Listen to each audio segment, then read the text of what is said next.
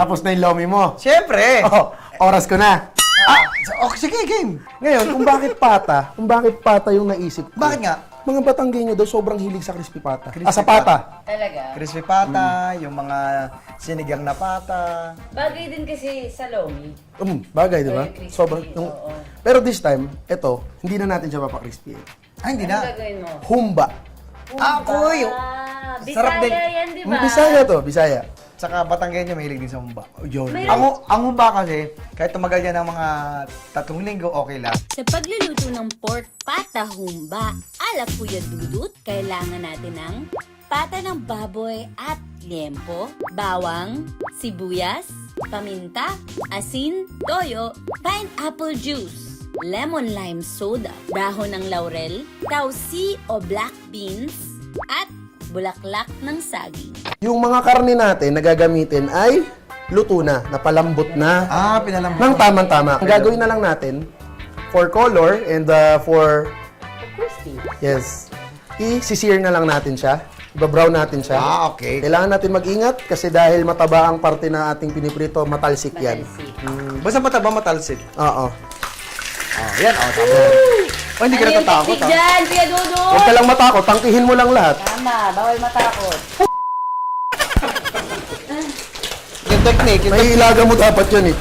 Nakikita ko yan eh. Pagkatapos ng pagbabrown, isi-set aside natin yung mga na-brown na karne, magsa-start tayo mag-isa with bawang and sibuyas. Ayun. What do you need? Ano to?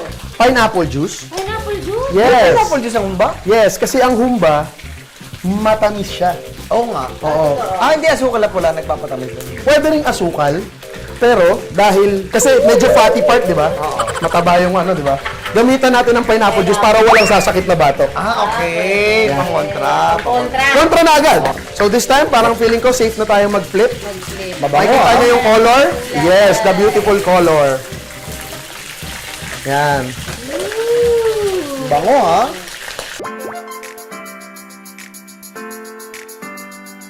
Sa pag-isa, unahin na natin yung bawang. Aha, bawang. Dapat bawang na brown yan. Sibuyas. After ng gisa natin, ibabalik na natin yung mga karne. Hindi ka na, hindi ka mo mapipigilan. Hindi. Sige, tuloy na. Tuloy na natin. Babalik natin siya na parang pinagtripan lang natin siya. Aha. Yan. Pwede tayong mag-season. Pepper. Salt and Aha. pepper. Asin. Okay. Pagkatapos niyan, Oh. pwede tayong toyo.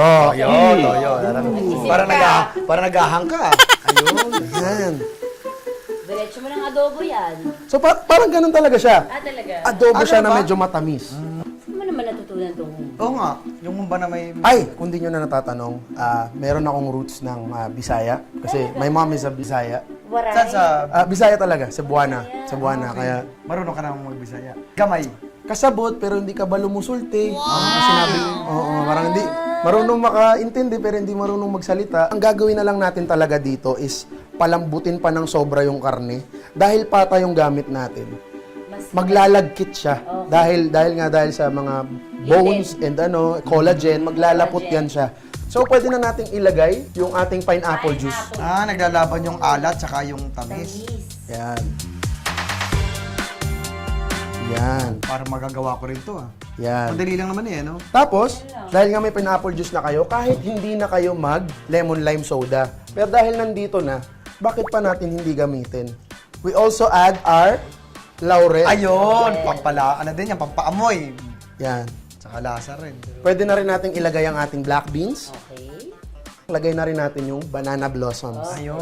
Anong ng banana blossom? Anong benefit niya sa amin? Pangpabango din. Pampabango. Okay. May bango to. May At, dagdag lasa din. may dagdag lasa siya. So yan, ngayon papalambutin na lang natin to. Okay. Malambot na. Malambot na to. Sabi sa'yo eh. Look at that beauty! Pwede na ba ito tikman? Pwede, pwede. Ang bango na eh.